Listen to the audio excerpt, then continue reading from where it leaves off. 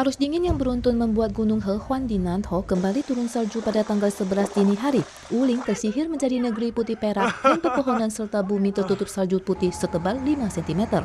Untuk menjamin keamanan lalu lintas, Biro Lalu Lintas telah mengerahkan mobil penyekop untuk membersihkan salju. Hotel Songxuelo yang terletak di atas 3.000 meter di atas permukaan laut juga tertutup salju. Sebagian jalan diadakan pengaturan arus lalu lintas dan roda mobil yang naik ke gunung harus dipasang rantai salju.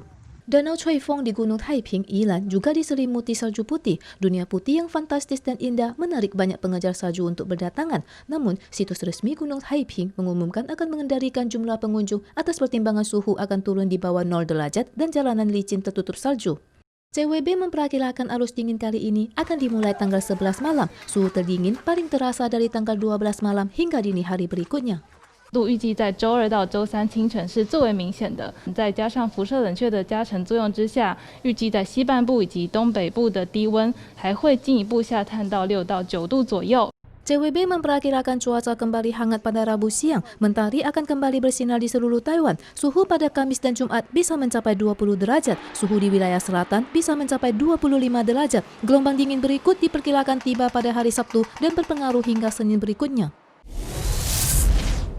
Jumlah kasus COVID-19 global telah melebihi 90 juta. Kondisi AS terus memburuk dengan 22,38 juta kasus terkonfirmasi. New York yang pernah menjadi daerah pandemi terparah akan mengadakan vaksinasi massal. Tersedia vaksinasi selama 24 jam bagi para lansia di atas 75 tahun, guru, dan polisi yang bekerja di lini pertama dengan sistem janji temu. We are well on pace to hit 100,000 vaccinations this week. Next week we're going to go a lot farther. We are definitely on pace to hit our million vaccinations for the month of January. Istana Buckingham mengonfirmasi bahwa Ratu Elizabeth II dan Pangeran Philip telah selesai divaksinasi pada tanggal 9. Saat ini kematian yang disebabkan pandemi di Inggris telah mencapai 81.000 orang. Pandemi diharapkan segera berakhir dengan mempercepat vaksinasi. Sementara di Tiongkok pandemi terus memanas, Provinsi Hebei telah mengalami penutupan darurat kota. Shijiazhuang dan Xingtai telah mengumumkan sekitar 20 juta warganya harus karantina di rumah selama 7 hari dan tidak boleh meninggalkan daerah komunitas dan pemukiman. Warga yang ingin pulang kampung juga tidak bisa pulang ke rumah. Karantina 7 hari menimbulkan kesulitan hidup masyarakat. Kota Xingtai mengerahkan mobil untuk membagikan keperluan sehari-hari ke berbagai desa. Komisi Kesehatan Tiongkok melaporkan telah bertambah 48 kasus lokal pada tanggal 9. 46 diantaranya terkonsentrasi di Provinsi Hebei, di mana 10 diantaranya menghadiri jamuan pernikahan baru-baru ini. Dan hasil tes PCR putaran pertama Shijiazhuang menunjukkan 364 orang positif COVID-19.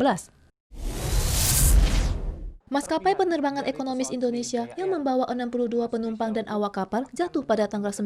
Tim Basarnas segera mengerahkan ratusan personel penyelamat, tentara, polisi, dan 10 kapal perang untuk melakukan pencarian dari laut dan udara.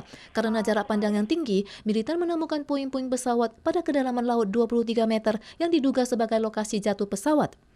Ada warna kuning, warna biru yang dimungkinkan itu adalah dari bagian dari pesawat. Demikian. Pesawat Sriwijaya Air jenis Boeing 737-500 ini dijadwalkan lepas landas dari Jakarta pada pukul 14.36 tanggal 9. Keberangkatan ini kemudian ditunda 1 jam karena hujan deras. Tetapi kemudian pesawat ini kehilangan kontak 4 menit setelah lepas landas. Tim Basarnas menemukan sinyal yang diduga berasal dari kotak hitam melalui detektor logam dan peralatan pemosisi di bawah air. Ditemukan juga adanya sinyal kontak 2 titik, mungkin diharapkan itu kita mengharapkan black spot atau apa begitu, tapi sedang kita dalami. Ya. Apakah cuaca, mesin, atau faktor lain yang menyebabkan terjadinya insiden masih perlu diselidiki. Di sisi lain, bencana alam di Jawa Barat juga menguras banyak tenaga tim Basarnas. Tim penyelamat berusaha mengangkat ambulans dari lumpur.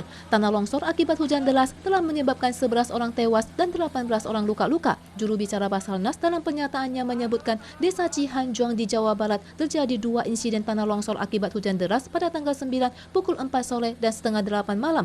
BMKG memperingatkan mungkin akan ada hujan deras yang akan memengaruhi tindakan penyelamatan.